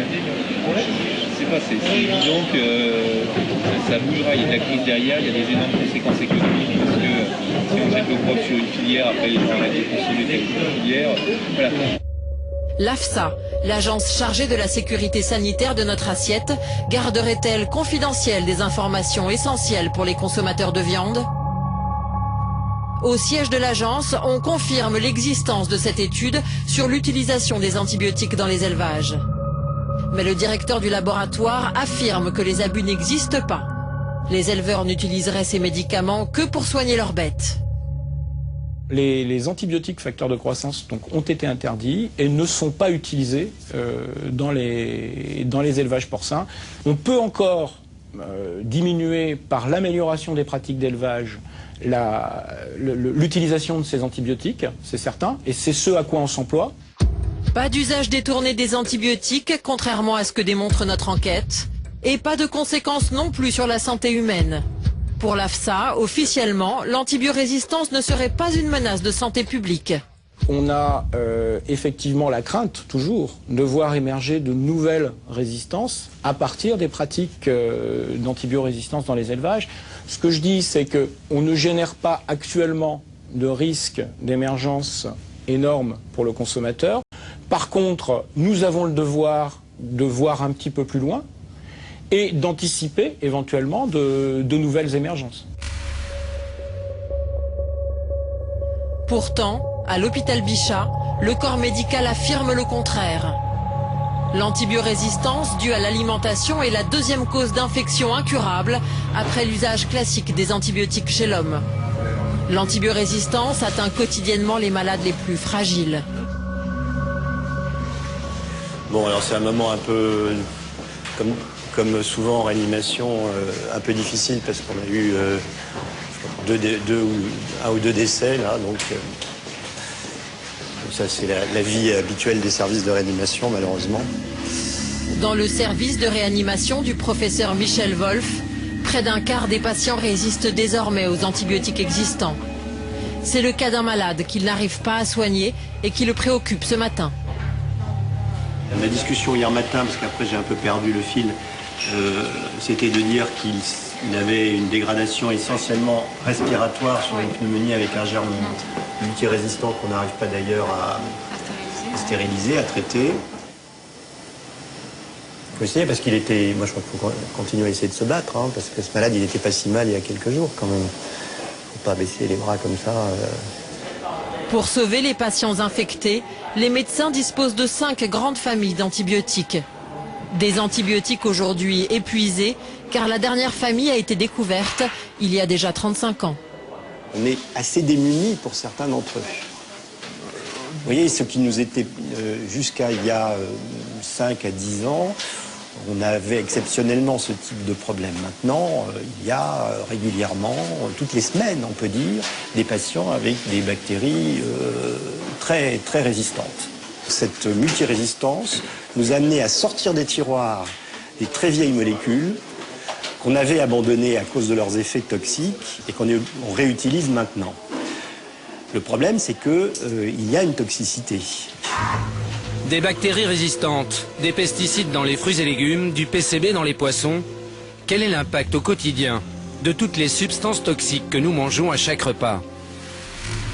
Pour tenter de répondre à cette question, les 3 journalistes de cette enquête se sont transformés en cobayes.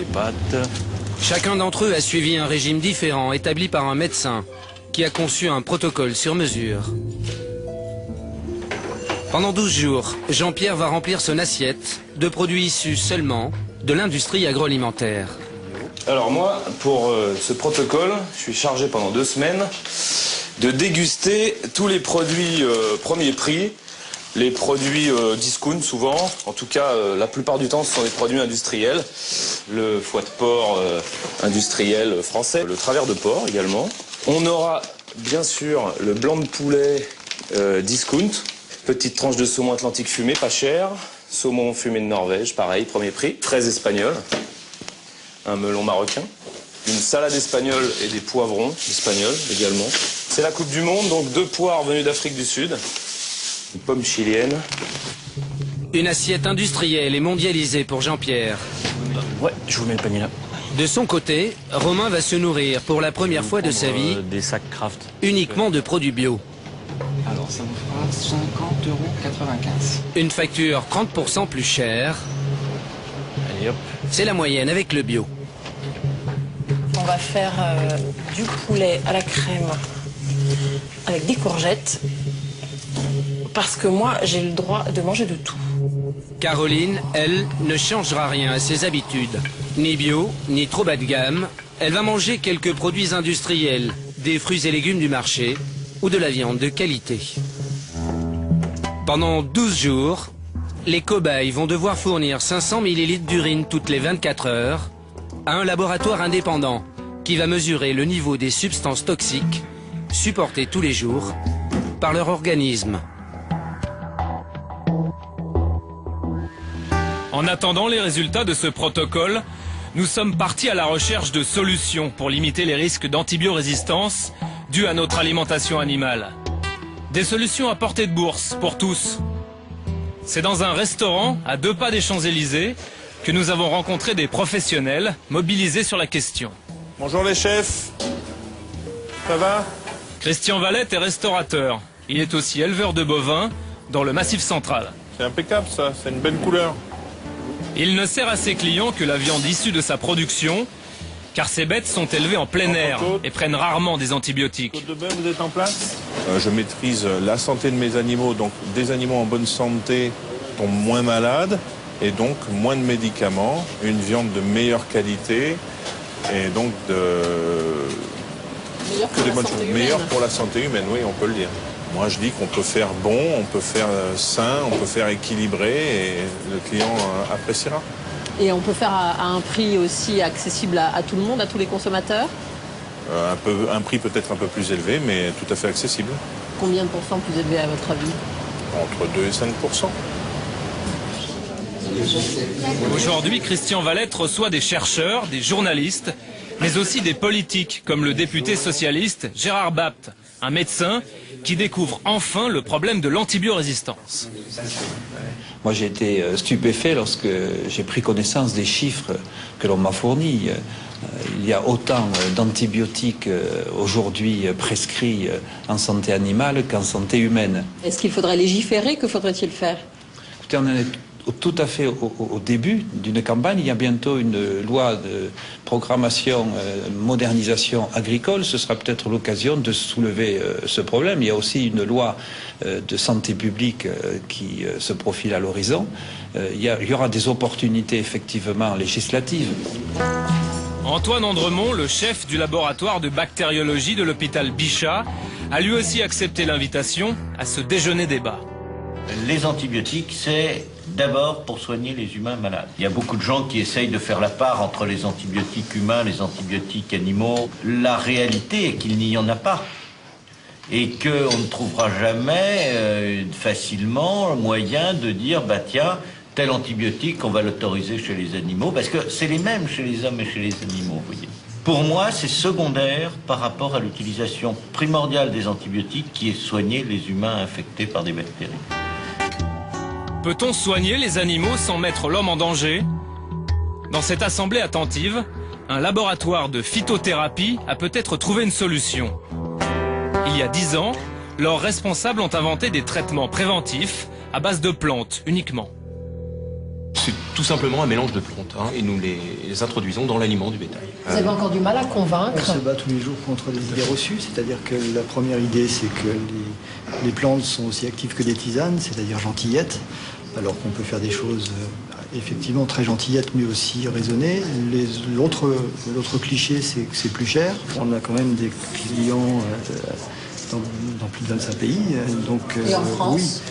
Et en France, est-ce que la France fait partie d'un de vos principaux clients ou pas? Bien sûr, on fait 50% de notre activité. Donc, dans quel type d'élevage? Volaille et ruminants essentiellement. Et porc depuis on va dire depuis 2 ans également en porc.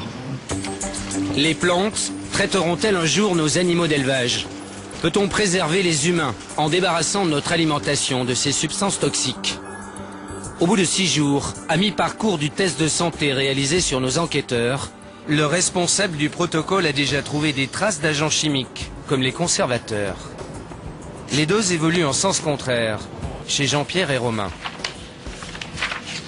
On peut dire qu'en 6 jours, Jean-Pierre a multiplié par 3 le fameux acide hippurique, qui est le témoin de ces conservateurs. Donc en 6 jours, il a éliminé 3 fois plus de ce métabolite, ce qui prouve bien qu'il en a consommé 3 fois plus.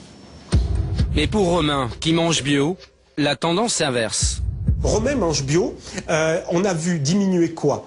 Son urée, il mange moins gras, parce qu'en effet, il va rechercher des produits bio, et en les recherchant, ça lui fait faire une réflexion sur sa propre alimentation. Et la deuxième chose, s'il mange bio, il n'y a pas de conservateur, et donc on voit, si je m'abuse, oui c'est ça, que son taux d'acide hippurique a été divisé par 2. Pour Caroline, qui n'a pas changé ses habitudes, rien à signaler. En 6 jours seulement, un changement d'alimentation a donc une influence directe sur notre santé. Certains l'ont compris et se battent pour modifier nos habitudes alimentaires. Pourquoi manger trop de viande alors qu'elle est parfois nocive? Au printemps, ce message radical porté par 2 associations a été entendu pour la première fois à l'Assemblée nationale. Ce jour-là, une poignée de people se sont même déplacés sous les heures de la République, comme le dessinateur Cabu,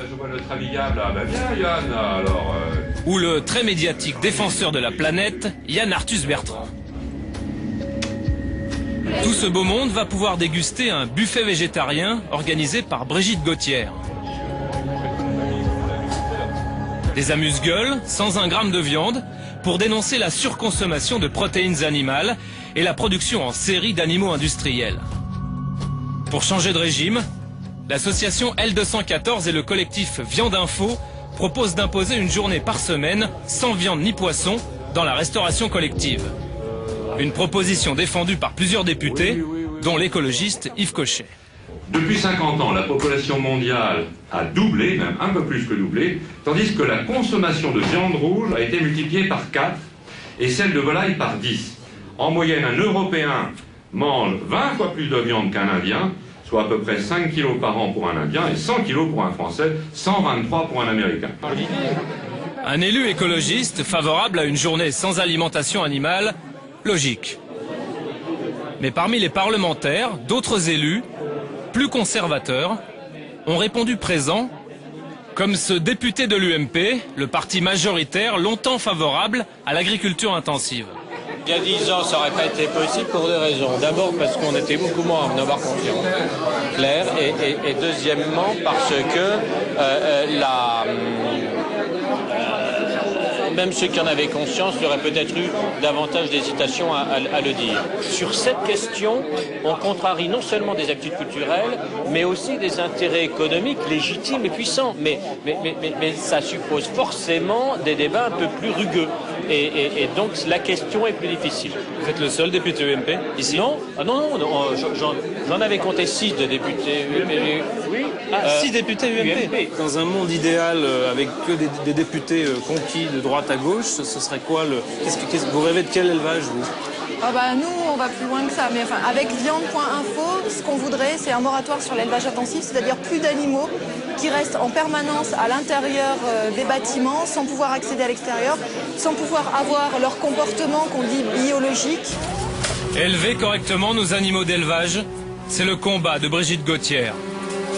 Ces 3 dernières années, son association a filmé clandestinement ces images dans les élevages intensifs français. Des poules entassées les unes sur les autres, qui pondent un œuf par jour, parfois sur le cadavre d'une voisine. Chez l'animal industriel, l'enfer, c'est les autres. Promiscuité, santé fragile, antibiotiques automatiques.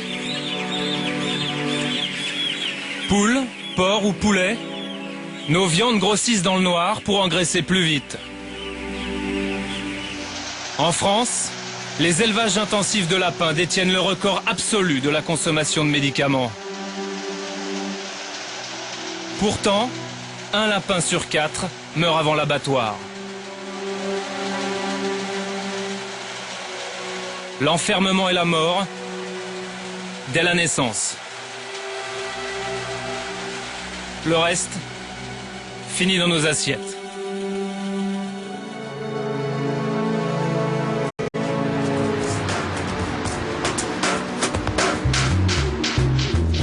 Quel est l'impact réel de l'alimentation sur notre santé?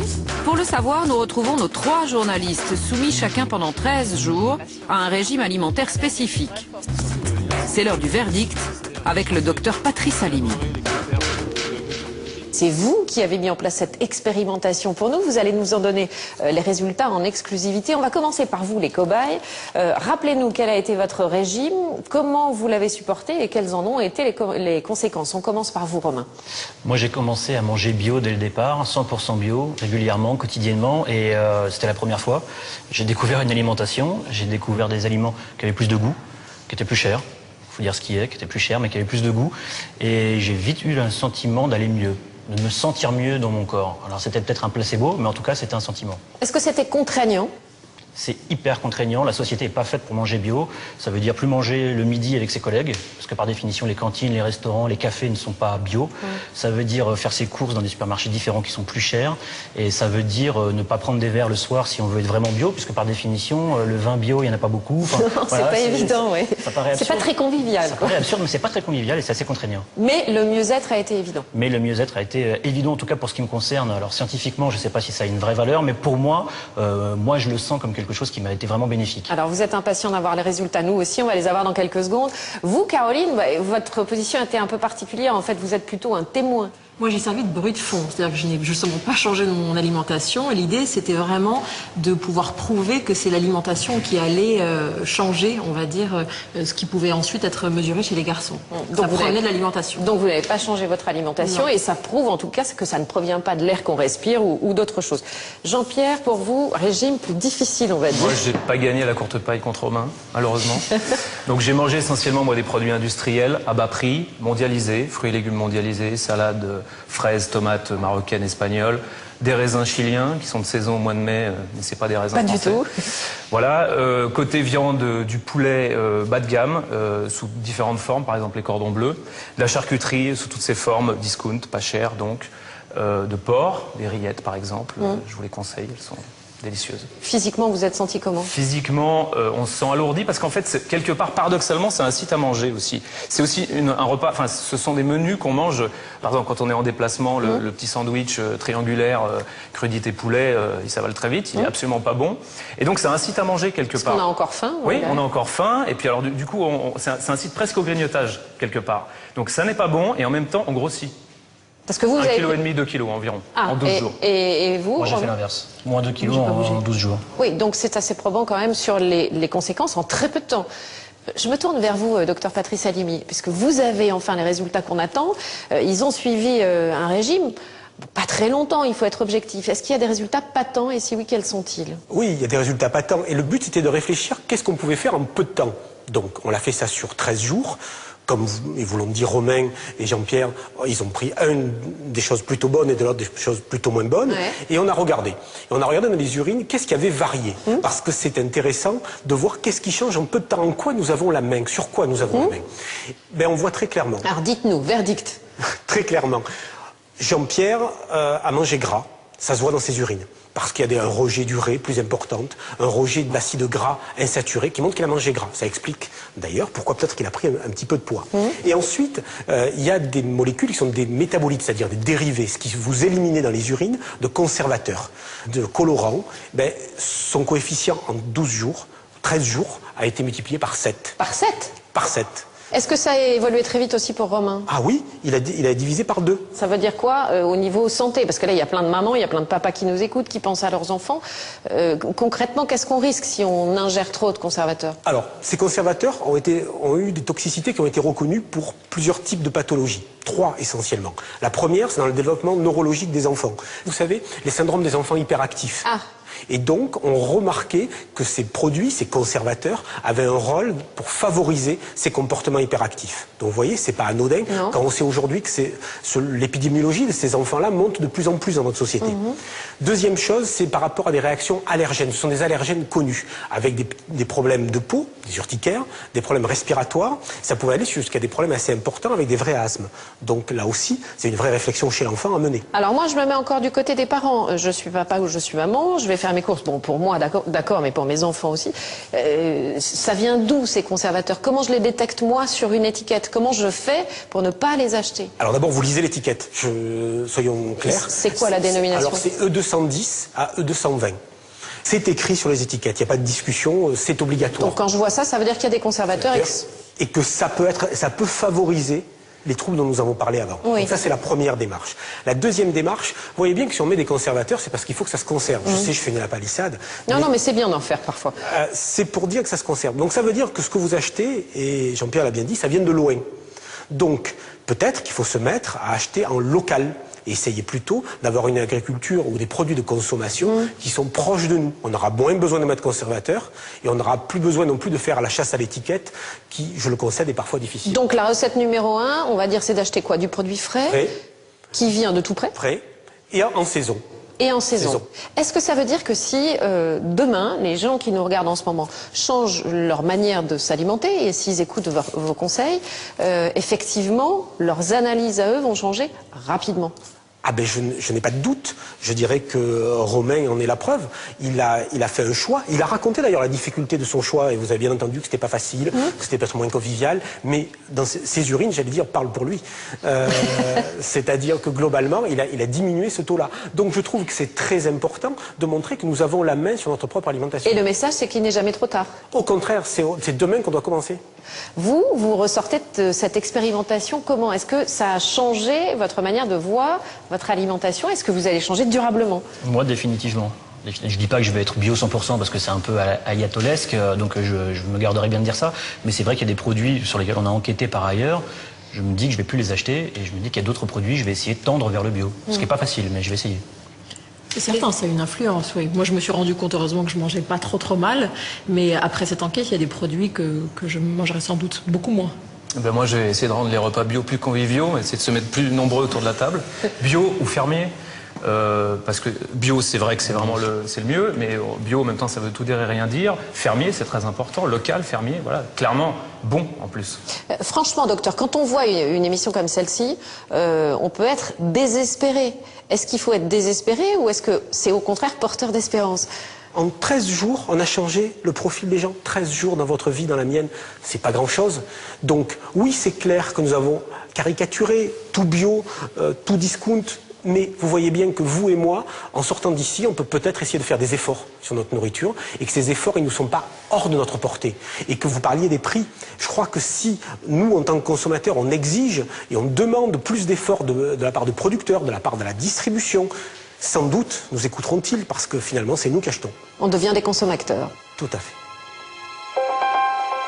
C'est la fin de ce 78e numéro de Pièces à conviction, mais nous ne pouvons pas clore cette émission sans une pensée pour Hervé Guéquière, Stéphane Taponnier et leurs 3 accompagnateurs qui sont retenus en otage depuis 6 mois maintenant, jour pour jour en Afghanistan.